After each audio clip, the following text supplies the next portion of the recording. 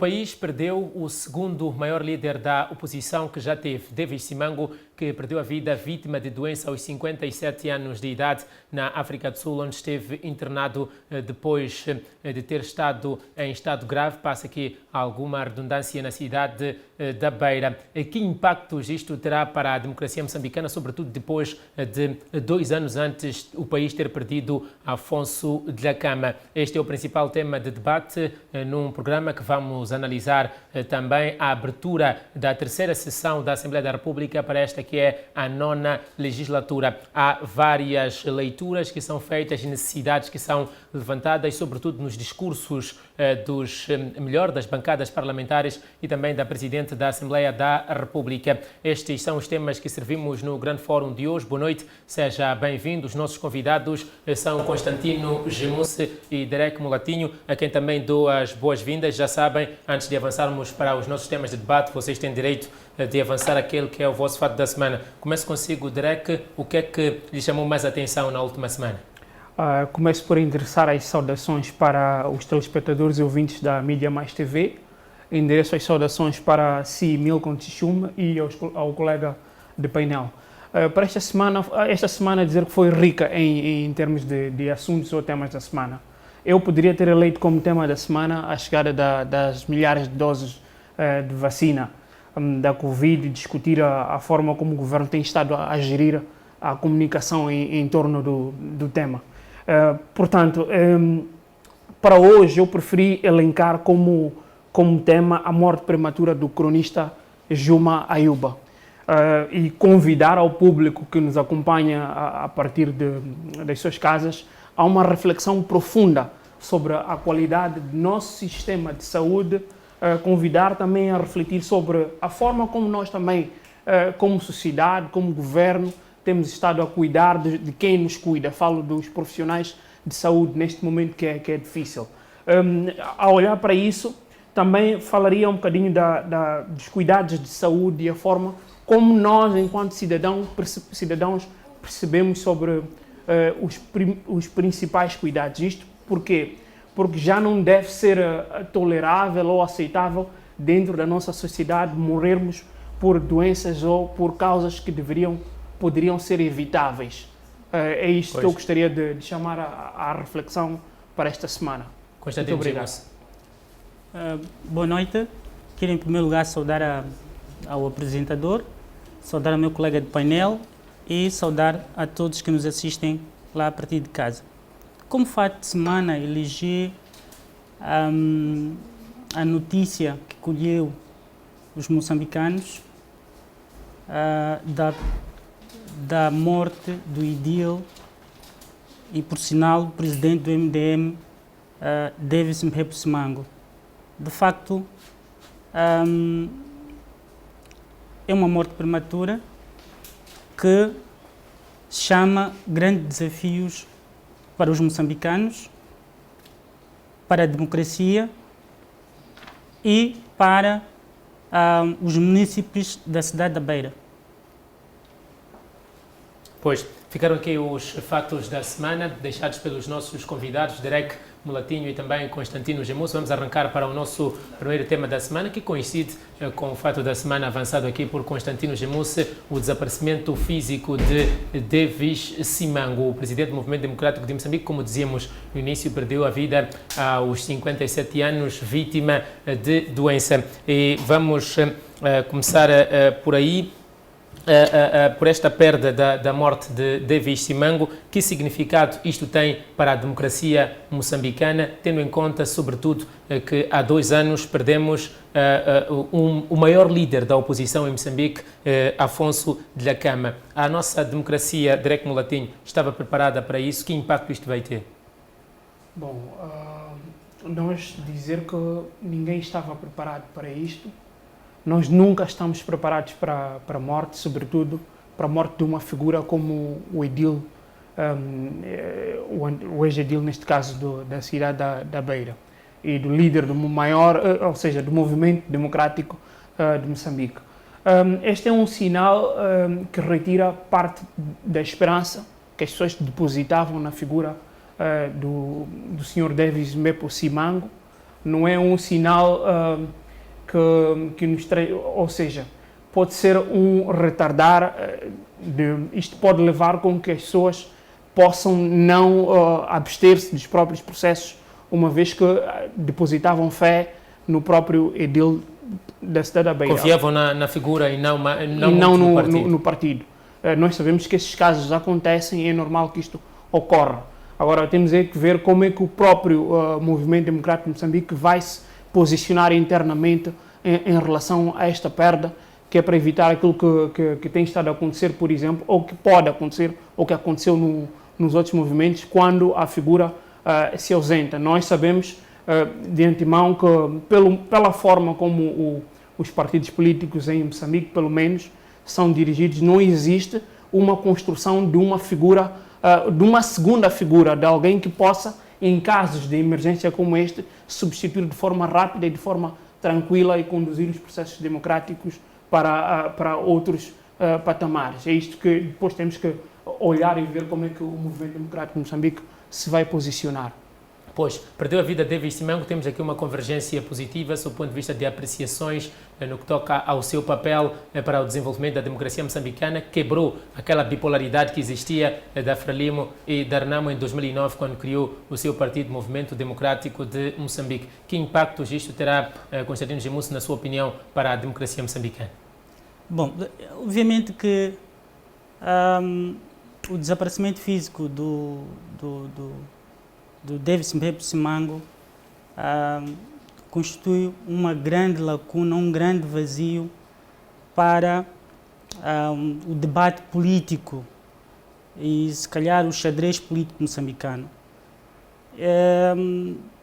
Depois do Estado independente, a única força, para além da oposição, para além da Renamo, a única força política que conseguiu alguma expressão na arena política moçambicana foi o MDM. E, por sinal, ele foi o mentor, o protagonista desse projeto. Lança-se o desafio, principalmente aos militantes do MDM, devem tentar homenagear este grande homem, esta grande figura, por forma que o partido, doravante, não tenha sequelas como nós temos estado a notar. Pois, pegando esse ponto, tivemos uma situação controversa em 2019 com o desaparecimento físico de Afonso Dhlakama. E agora as perguntas que se colocam são mesmo estas. O MDM estava preparado para isto? Será que não veremos o que vimos em 2019 e ainda dura até hoje conflitos internos dentro do partido? E é um MDM que, deve-se dizer, nos mostrou, pelo menos em 2017 e 2018, com aquela controvérsia que havia em volta de Mahmoud Omurani, que não consegue gerir os assuntos a nível interno? Bom, feliz ou infelizmente, em África, os partidos políticos são ancorados na própria figura. Se formos a analisar a Renamo, vamos perceber que sempre esteve assente na figura de Afonso Dhlakama. Tanto que, nos dias de hoje, estamos a presenciar um colapsar, digamos, do partido. Coloca-se a questão da liderança. E por conta disto também, com o desaparecimento físico do Afonso Dhlakama, surge a tão proclamada a junta militar da Renamo. Infelizmente, as lideranças africanas, também falo no sentido geral, nunca conseguem, digamos, desenhar um projeto político, porque a morte é um fenómeno inadiável. E quando colhe os militantes de forma súbita, de forma com efeito de surpresa, cria, digamos, alguma... É um risco real este do MDM acabar em conflitos internos? Eu vislumbro o cenário da seguinte forma. É preciso também ter em conta os resultados das eleições anteriores, que não foram muito satisfatórias para o MDM. E isto também chama o fato de os resultados dos últimos pleitos eleitorais não serem favoráveis para o MDM e com o desaparecimento físico do seu líder, coloca-se um desafio a redobrar. Significa que a próxima liderança deve, primeiro, fazer um debate sobre, se calhar, uma análise sobre a percepção e o andar do partido, desde a sua fundação até nos dias que correm, e desenhar estratégias por forma que o partido continue a ter ainda adeptos no panorama político moçambicano. Assim, de forma rápida, para si, quem seria o substituto ideal de David Simango? Bom, é difícil por enquanto dizer. É muito prematuro afirmarmos quem eventualmente será o possível sucessor do David Simango. Cá comigo estava a imaginar, possivelmente, que seja o irmão, porque também devemos perceber que a sucessão do poder em África tende a seguir uma certa linhagem. Uma espécie de regime monárquico. Exatamente. Pois. Derek Mulatinho, faço-lhe a mesma pergunta. De forma rápida, quem para si iria substituir David Simango? Apresenta-se aqui, como dizia o seu colega de painel, a figura de Lutero Simango, mas há pessoas que já levantavam críticas sobre esta gestão familiar do MDM e diziam que um partido não pode ser um grupo familiar onde o poder vai se entregando sob o ponto de vista de nepotismo. Para si, quem substituiria? E se for Lutero Simango, não vai criar esta certeza que era a dúvida antes de uma gestão de um partido como se fosse uma monarquia? Bom, julgo que primeiro é preciso desmistificar esta coisa de regimes monárquicos ou sucessão por família. Particularmente, eu não vejo problemas em o partido ou a sucessão ser feita pela figura do Sr. Lutero Simango. Não vejo problemas nisto desde o momento que isto seja tranquilo e feito democraticamente. Feito democraticamente e que reúna consensos dentro do próprio partido e que esta figura do Lutero Simango, caso seja esta a decisão dos membros do MDM, seja emulada para dar continuidade às obras que vinham seguindo. Agora, nós, ou a opinião pública, ou as pessoas devem perceber que é natural que quando construímos um projeto, ou construímos um projeto, qualquer que seja ele, econômico ou político, as primeiras pessoas que aparecem a oferecer apoio, que acreditam em nós, ou que nós devemos ter expectativas que devem ser as primeiras, é a própria família. As famílias, normalmente, quando apresentamos o projeto, o primeiro apoio surge dentro do seio familiar. Essa é a forma ideal de gestão de um partido? Não vejo como uma forma ideal. Se funcionar, se isto não criar crises internas, tudo bem. Agora, temos de ver quais foram os principais problemas do movimento democrático de Moçambique, as questões que levaram à crise. Creio que tinham muito que ver com a gestão muito centralizada no polo, ao nível da cidade da Beira, e não se descentralizar o poder ao longo de todo o país, dar o poder aos outros membros de poderem agir em nome do partido ou tomar as decisões. E também tem questões financeiras. Estas foram sempre as maiores questões relacionadas e não concretamente a questões ligadas à questão familiar. Isto é explorado pelos adversários políticos do movimento democrático de Moçambique e não me parece que tenha sido esta a questão dos membros. Pode ser por questão de medo de represálias ou por aí em diante, mas não julgo que este seja o problema. É preciso que o próprio movimento democrático de Moçambique reflita e defina quais são os problemas do próprio movimento democrático de Moçambique, porque não me parece que esta seja a questão. Se o Lutero Simango for uma figura aceitável, que reúna consensos para este momento de crise, que consiga conciliar os membros nacionais ou os membros que se encontrem na cidade da Beira, julgo por bem que se avance com a figura, ou que se encontre outra figura que poderia ser também o secretário ou em função daquilo que vem plasmado nos próprios estatutos do Movimento Democrático de Moçambique numa situação destas. Pois, Constantino Gemus, é verdade, já tocamos nesses aspectos de forma sutil, mas eu queria ouvir agora respostas um pouco mais concretas e dirigidas.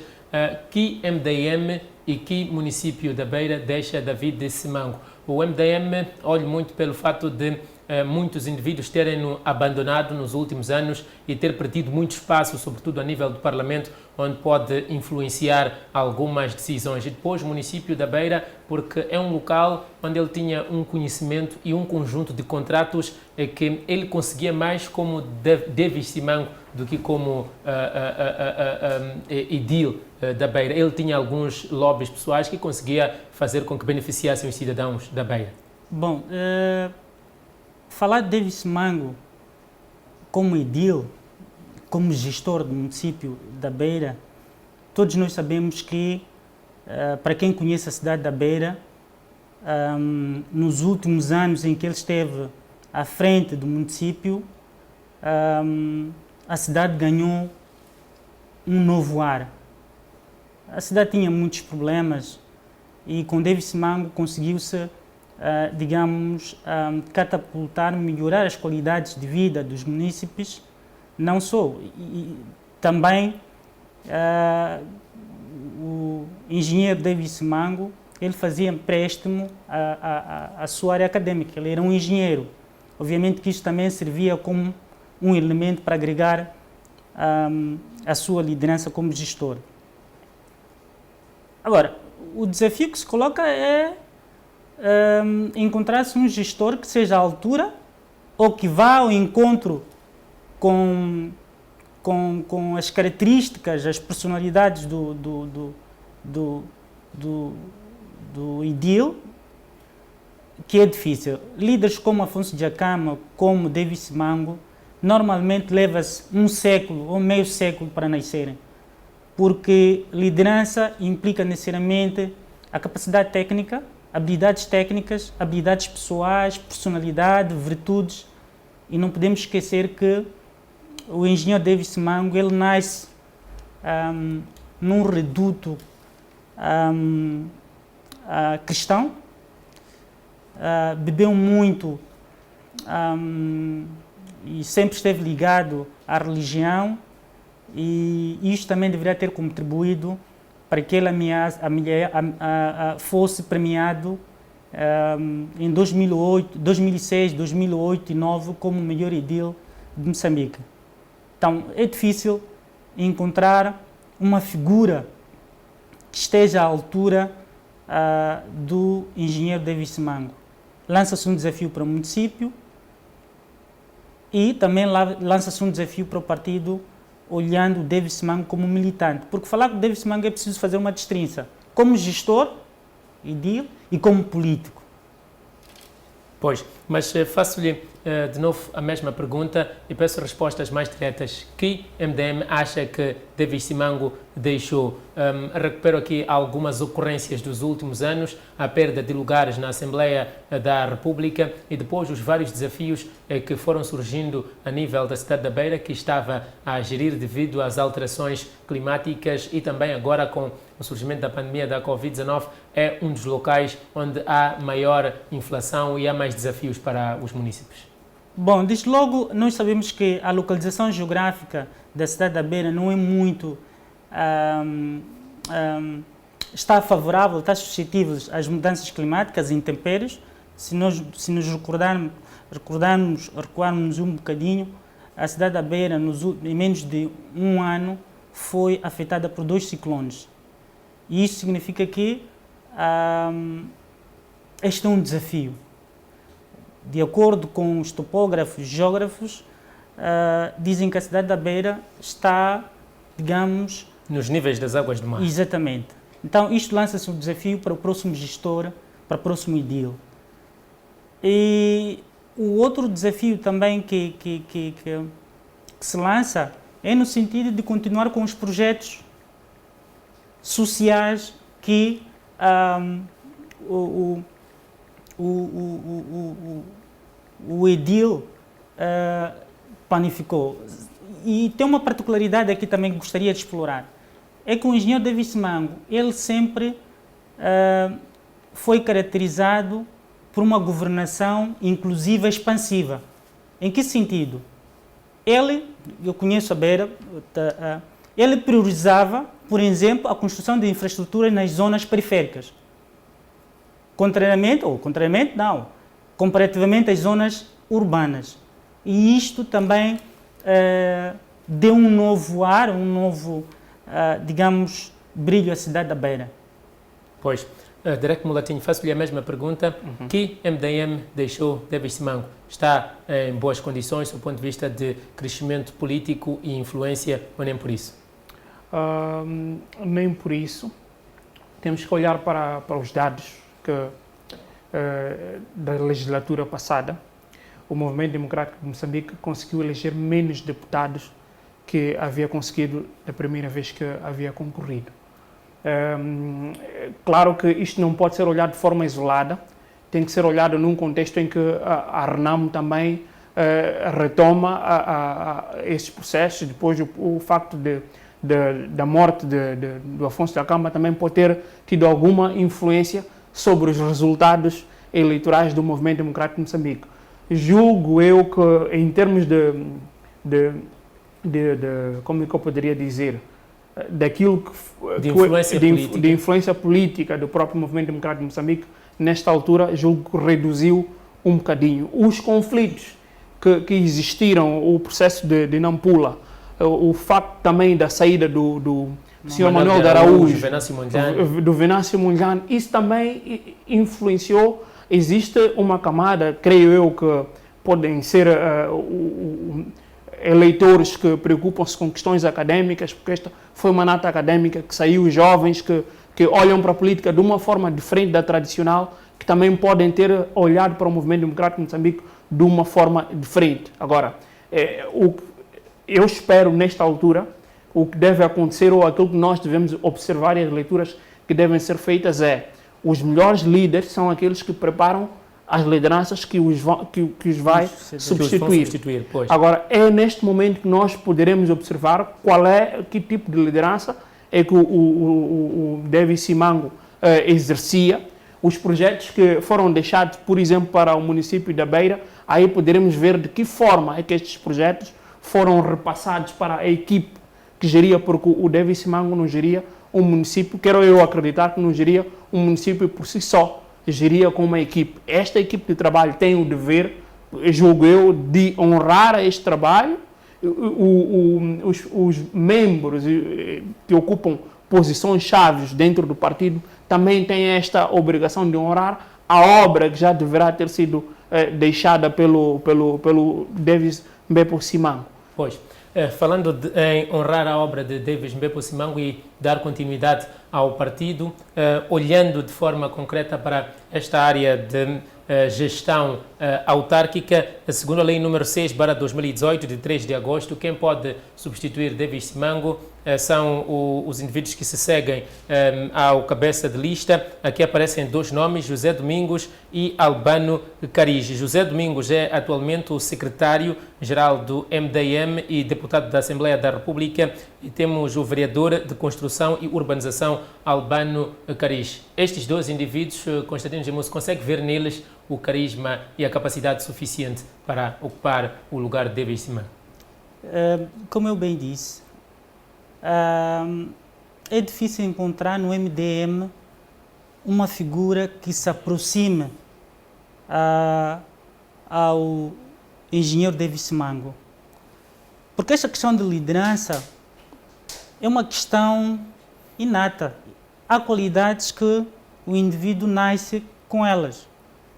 E neste momento, creio eu que o MDM, neste momento, claro, estão o país todo, os militantes, estão num momento de consternação, de dor, mas depois disso... É preciso pensar no futuro. Tem que se começar a pensar no futuro, que o desafio é enorme. Temos as eleições...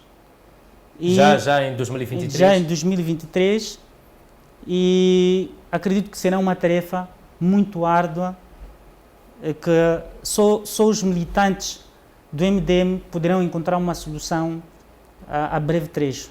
São algumas qualidades inatas que são necessárias para substituir um indivíduo do nível de Davis Simango, mas também, como dizia Drake Mulatinho, prepara-se. Sente que dentro do MDM houve esta preparação para uma associação de Davis Simango. Estamos aqui a dizer e em comum acordo que foi uma morte precoce, se calhar, como acontece com todos nós, nem ele estava à espera de partir tão cedo.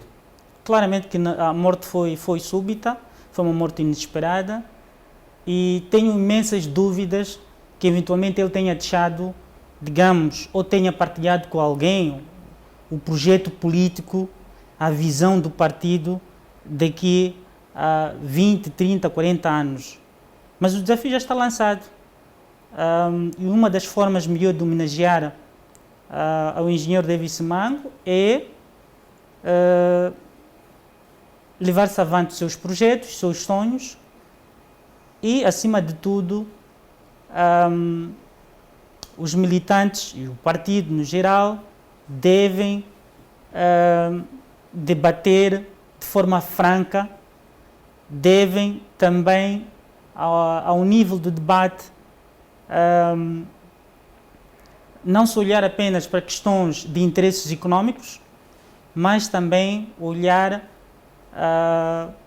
para a questão da inclusão, participação, que são os princípios que norteavam a liderança e a governação do engenheiro Davis Simango.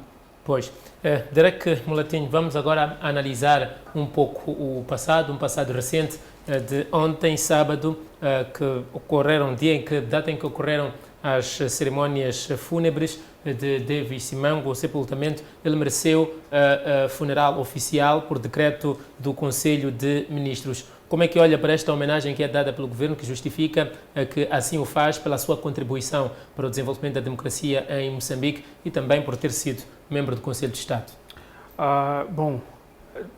Permitam aqui dizer o seguinte, que esta é uma das coisas que eu elogio na governação no atual governo.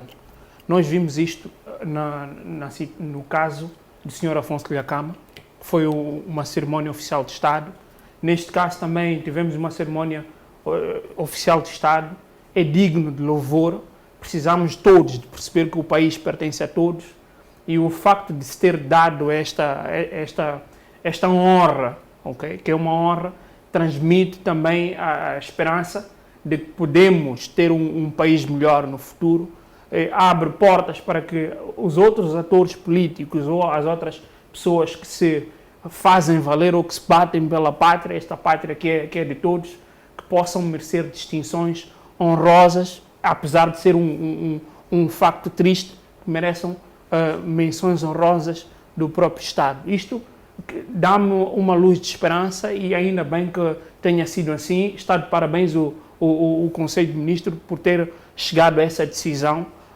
Há uns que entendem que poderia ser uma cerimónia de Estado, outros que entendem que pela posição tem que ser uma cerimónia oficial. Mas, independentemente de isto, para mim é digno de louvor. Pois. Ainda bem que assim é. Constantino Gemusse, como é que olha para esta homenagem dada pelo Conselho de Ministros? Não, é de lei, e ele era um membro do Conselho de Estado, merecia ou merece, portanto, cerimónias de Estado. E também é preciso notar que Davis Simango é um cidadão, ele é pai, é um político. Para além de ser político, ele é gestor, era edil da cidade da Beira, e quanto a essa questão, para mim vai um gesto de apreço por parte da iniciativa do governo. Conseguiu-se provar mais uma vez que em momentos de dor, em momentos de consternação, precisamos esquecer as cores partidárias. E também gostaria de parabenizar o governo da cidade, da província de Sofala. Pude notar ontem, acompanhei de forma atenta a recepção da urna e também, digamos, todo o aparato que envolveu a cerimónia. Esteve lá o secretário do Estado, esteve também presente o governador da província de Sofala, que é um gesto de louvar porque, apesar de tudo, somos cidadãos e que a pátria pertence a todos nós. O David Simango, como um líder, como um membro-chefe do Estado, merecia todas as honras e vénias que, portanto, coadunam com a sua figura. Pois, já olhamos aqui para esta questão da homenagem que foi feita. Queria convidá-los já muito perto do intervalo a fazer uma pequena reflexão. David Simango esteve a dirigir Beira durante 18 anos, primeiro representando a Renamo e depois representando o MDM. É uma cidade que é bastante concorrida, tanto pela Renamo quanto pela Frelimo, sobretudo pela Frelimo. A morte de David Simango pode significar a recuperação do município da Beira pela Frelimo, que antes de David Simango é que esteve no comando? Olha, Mico, é difícil vaticinar, prever o que eventualmente poderá ocorrer nos próximos tempos. Claramente que o caminho já está criado para o partido no poder, o próximo candidato, quer ao nível das autarquias, quer ao nível das presidenciais, com a ausência de Afonso Dhlakama e também com o desaparecimento recente do David Simango, abre-se um espaço, digamos, para que o próximo candidato, eventualmente, que irá concorrer em representação do partido Frelimo, tenha ou esteja, portanto, alguma vantagem. Porque não podemos esquecer que Afonso Dhlakama era um líder de massas. Ele arrastava uma moldura humana por onde ele passava. O mesmo acontecia com o David Simango, pese embora de ter havido um descrédito nos últimos anos por causa da sua gestão centralizada em que se colocava em causa. Pois, Teleco Mulatinho, qual é o seu entendimento com relação a este aspecto? Bom, é como dizia que o meu colega de painel, que está aberto o caminho, entretanto vai depender muito da figura que vai ser emulada, porque aqui está aberto o caminho, não é só para o partido no poder, digo a Frelimo, também está aberto o caminho para a Renamo, que era detentora naquela altura, era o maior bastião da Renamo antes como é que eu posso dizer, de David Simango criar o seu próprio partido. Antes de criar o seu próprio partido. Está aberto o caminho para todos, mas dependerá muito da forma ou da figura que vai ser emulada nos próximos dias pelo Movimento Democrático de Moçambique. Eu julgo que dependeria muito desta figura e da forma como ela vai se posicionar internamente dentro da cidade da Beira, dando continuidade aos projetos. Se as linhas ou os projetos que foram deixados ou que vinham a ser desenvolvidos pelo então edil da Beira continuarem, acredito que poderá ser um momento digno de luta entre todos esses contendores e poderemos apreciar um momento de verdadeiro combate político dentro da cidade da Beira, para o bem da democracia neste caso. Pois, vamos avançar para uma breve pausa. No segundo bloco vamos falar da abertura da terceira sessão da Assembleia da República, nesta que é a 9ª legislatura. Breve pausa, não saia daí, voltamos dentro de instantes. Até já.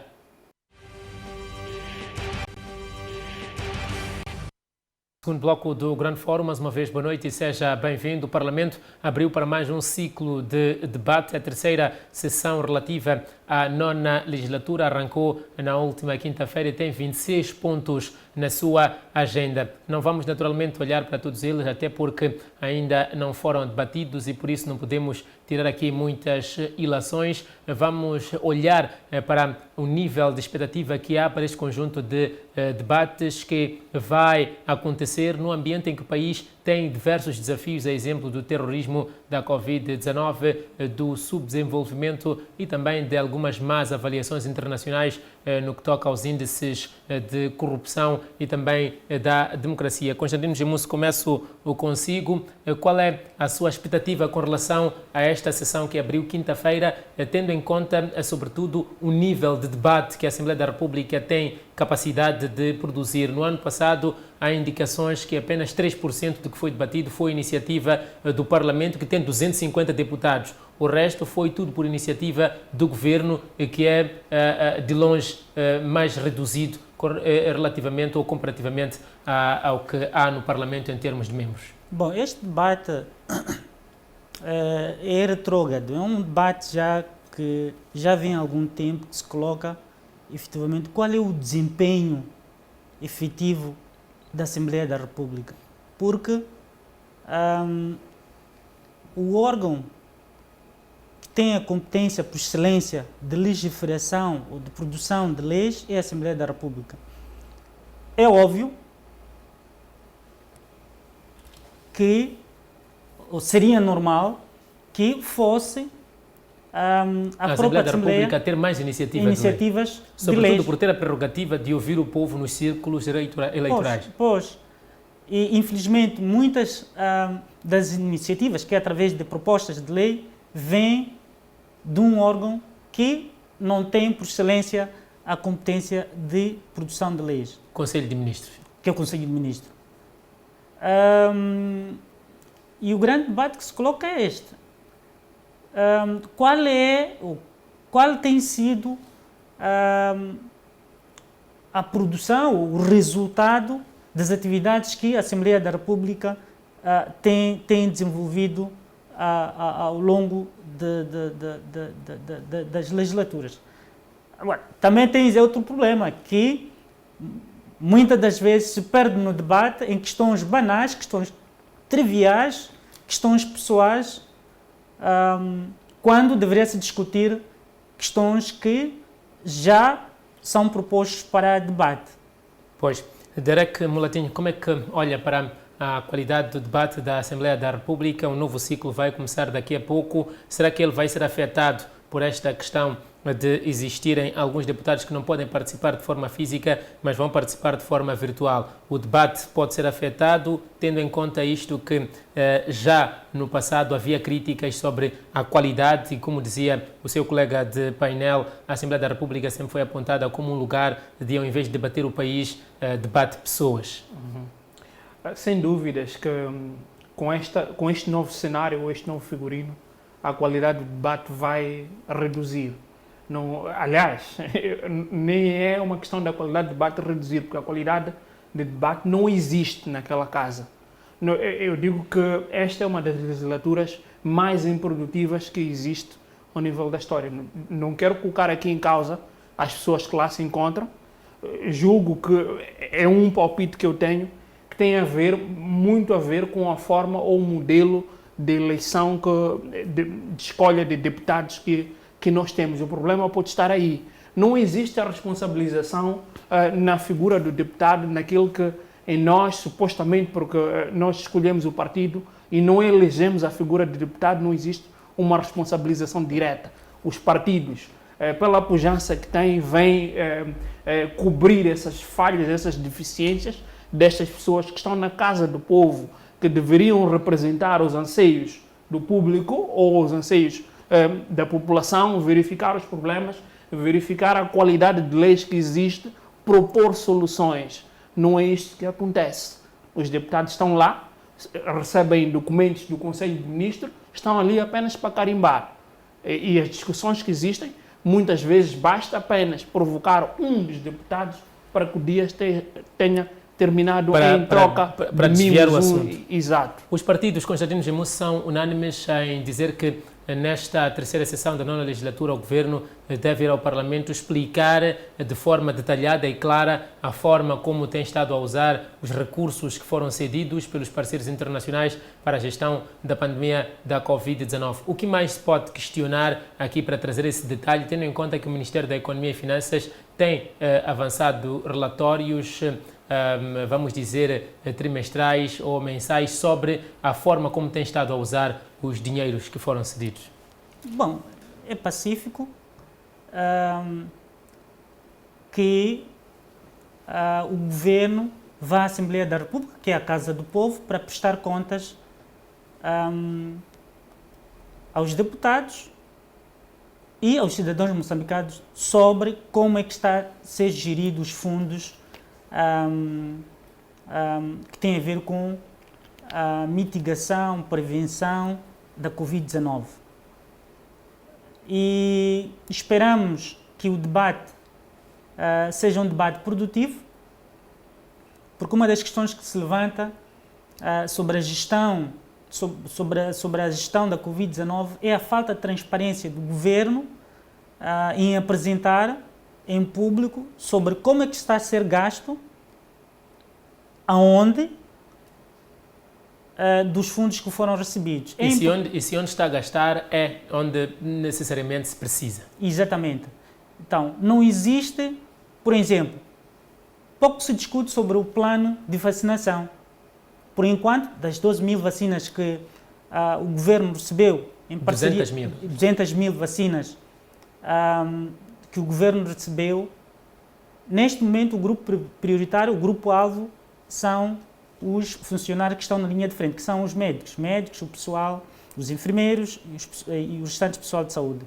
É importante que se desenhe um plano sobre a questão de quem é que vai se beneficiar para além desses profissionais, sob pena de nós politizarmos essa questão do processo de vacinação. É o primeiro lote, esperamos nos próximos tempos, de acordo com o que se anuncia, que venham mais lotes. Pois, esta é uma doação, esperamos ainda a vacina da Covax e a Índia já anunciou doação de mais 100 mil doses. Pois, para além disso também a União Europeia, através do apadrinhamento de Portugal, também prometeu oferecer ao governo moçambicano algumas doses.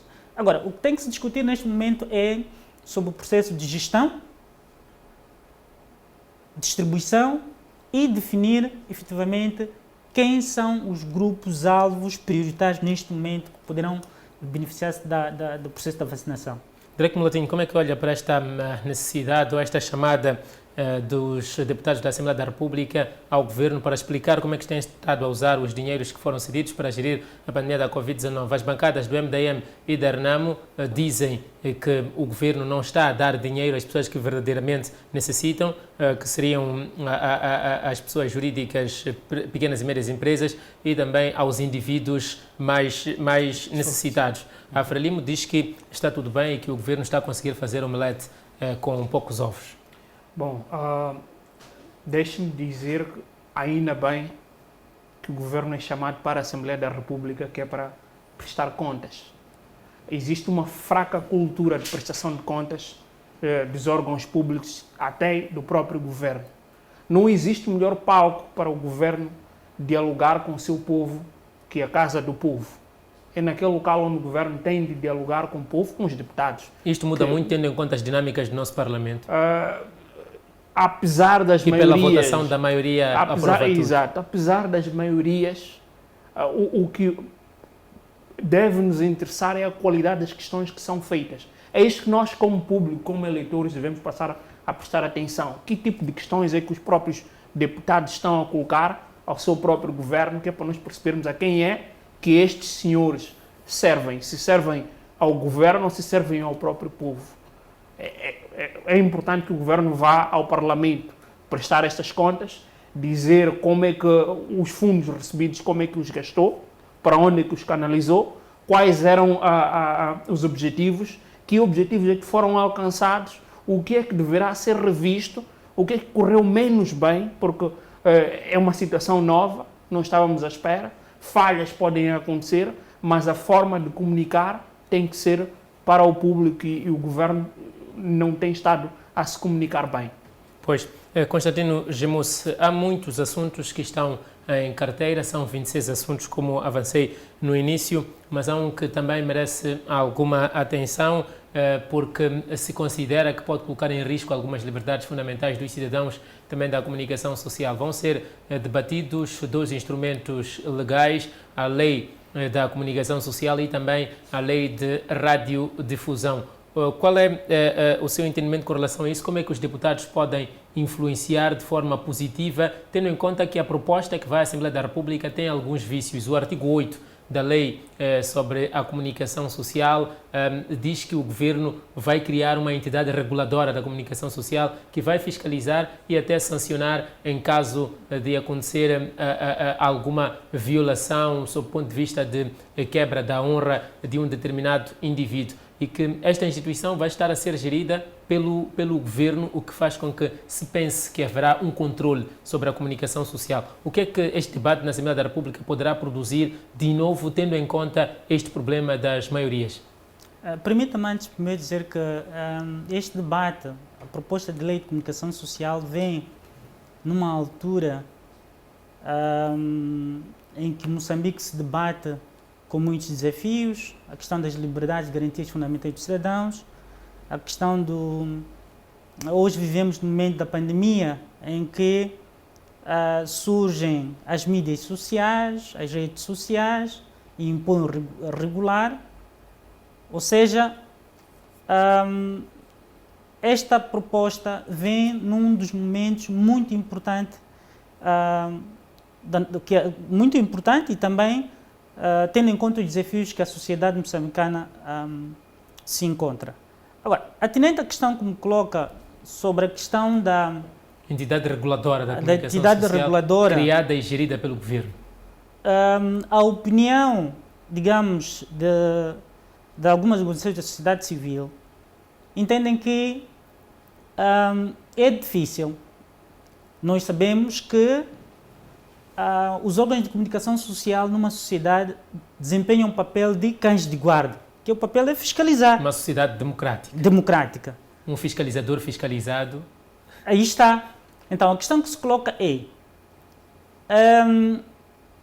se delega, se atribui competências ao governo para criar uma proposta de lei para definir as competências, as atribuições sobre o funcionamento deste órgão regulador da comunicação social, obviamente que corre-se o risco que no processo da criação da tal lei ou do tal órgão que não haja uma lisura, ou seja, que não haja transparência até que haja conflitos de interesse. Seria razoável, no meu entendimento, que fosse a Assembleia da República a criar através de uma lei ordinária, não através de um decreto, para dar maior... uma entidade profissional e não governamental. Exatamente. Porque isto, na verdade, é claro que nós sabemos que a Assembleia da República, a maior parte das propostas que lá passam, são aprovadas. Mas faria sentido que fosse a própria Assembleia da República a criar, através de uma lei, as competências, as atribuições e as regras de funcionamento, a estrutura orgânica deste órgão regulador. E para mim foi um grande avanço. Moçambique, não temos o Conselho Superior de Comunicação Social, que é o órgão de cima, mas ele não regula. Seria importante que é um dos avanços é um dos méritos que se dá a esta lei de comunicação social. Pois, Derek Mulatinho, qual é a sua visão com relação a esta lei de comunicação social e de radiodifusão, olhando especificamente para a criação da entidade reguladora? A oposição, melhor, diz que vai tentar virar o jogo. A pergunta que lhe coloco é possível virar o jogo tendo em conta o nosso sistema parlamentar? Deveria ser possível em cenários ótimos. Neste caso, olhando para o historial, terá que haver um bom senso do lado dos deputados que decidem, que é a maioria, neste caso que é a maioria governamental, quem submeteu o projeto. Agora, não há dúvidas que é uma tentativa do próprio governo tentar controlar a mídia. Há méritos da proposta, que é para abarcar as novas formas de comunicação que têm estado a surgir, mas, entretanto, este artigo é uma amostra clara e evidente que há uma tentativa de lançar o controle sobre os órgãos, lançar o controle e não só, e influenciar os órgãos de comunicação social. Pois, há aqui um apelo dos órgãos da sociedade civil que dizem que este debate deve ser mais abrangente e a Assembleia da República não deve correr para aprovar. A questão que lhe coloco é se isso será eficaz, tendo em conta que foram ouvidas organizações da sociedade civil antes para a criação da proposta, mas depois a proposta que chegou ao Parlamento não tem nada, ou no sentido ótimo, tem muito pouco do que foi recomendado. É assim, nós vivemos em sociedade e ao viver em sociedade não nos devemos esquecer do papel político que nós temos. As organizações interessadas, falo da própria comunicação social, têm o dever de começar a fazer pressão nesse sentido. Agora, podem fazer pressão e pode ser que o governo e o parlamento não entendam assim. Ainda assim, deverão sempre fazer alguma coisa que é para contornar o jogo. É uma obrigação que os órgãos de comunicação social têm de fazer a pressão, de trazer este assunto a debate. Chama-se a imprensa como o quarto poder, é isso. Exato. É preciso utilizar este poder ao favor dos órgãos de comunicação social no sentido de reverter o jogo, devolver este debate aos próprios órgãos, refletir as vontades do setor.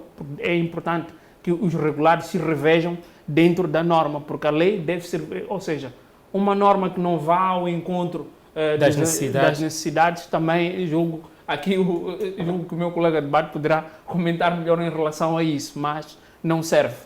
Pois, Constantino Gemus, coloco a mesma pergunta. A sociedade civil pede que o debate volte para a sociedade, tendo em conta que, como bem disse, temos hoje novas dinâmicas e esta lei começou a ser pensada, ou esta revisão começou a ser pensada em 2007, 2008 e hoje há novas dinâmicas que acabaram surgindo. Devolvida esta lei, ou sendo devolvida esta lei à sociedade para um novo debate, poderá mudar alguma coisa, tendo em conta que a decisão final é da Assembleia da República e a Assembleia da República ou a bancada maioritária habituou-nos a aprovar leis por conveniência? Bom, primeiro dizer que a proposta que foi sustentada, que envolveu a participação e o debate, até o envolvimento das organizações de sociedade civil, contrasta com a proposta que atual, vai ser debatida. Retrouxe, houve alguma alteração do documento primitivo, o documento original que deu entrada. Agora, a questão para mim, a questão de fundo é ver-se quais são os interesses que devem ser tutelados e também haver alguma demarcação entre o órgão regulador, principalmente a questão no domínio do órgão regulador de comunicação social, e também criar-se um espaço maior por forma a que os profissionais de comunicação social possam atuar sem muitos constrangimentos. Também seria de bom tom que se ativessem ao projeto inicial, à proposta que havia sido submetido. E também ter em conta, hoje em dia, normalmente quando se faz uma proposta de lei, há trabalhos preparatórios, também olha-se realidades de outros quadrantes do mundo. É preciso ver também a dinâmica social, como bem disse, hoje há um novo tipo de sociedade diferente daquele que era no momento em que as propostas começaram a ser debatidas. Exatamente. Temos a sociedade digital, temos as mídias, as redes sociais, todas essas plataformas. Também temos uma sociedade, uma população mais ávida, mais exigente, mais atenta. Então é importante que o meu apelo fica para os deputados que vão apreciar, que vão discutir e apreciar a tal proposta. É preciso ver, analisar, de forma profunda, qual é a sociedade que nós temos hoje. Sob pena de nós darmos um passo atrás, porque se nós formos a ver a primeira lei, uma das primeiras leis que se criou depois da revisão de 1990, foi a lei de imprensa, que é a lei 18/91 de 10 de agosto. Na verdade, trouxe uma luz, uma abertura para a atuação dos profissionais de comunicação social. E esta revisão não pode ser um retrocesso para as liberdades dos profissionais de comunicação social. Pois, há muitos assuntos a serem debatidos nesta terceira sessão da 9ª legislatura da Assembleia da República. Com certeza vamos ter a oportunidade de olhar um a um no momento em que serão debatidos, como é um informe da Procuradora-Geral da República e também as sessões de perguntas e respostas ao Governo. Constantino Gemusse e Direct Mulatinho, muito obrigado por terem estado conosco nesta edição do Grande Fórum. Nós vamos com promessa de voltar daqui a 7 dias. Até lá, fique bem, previna-se da Covid-19, permita que nos encontremos mais uma vez.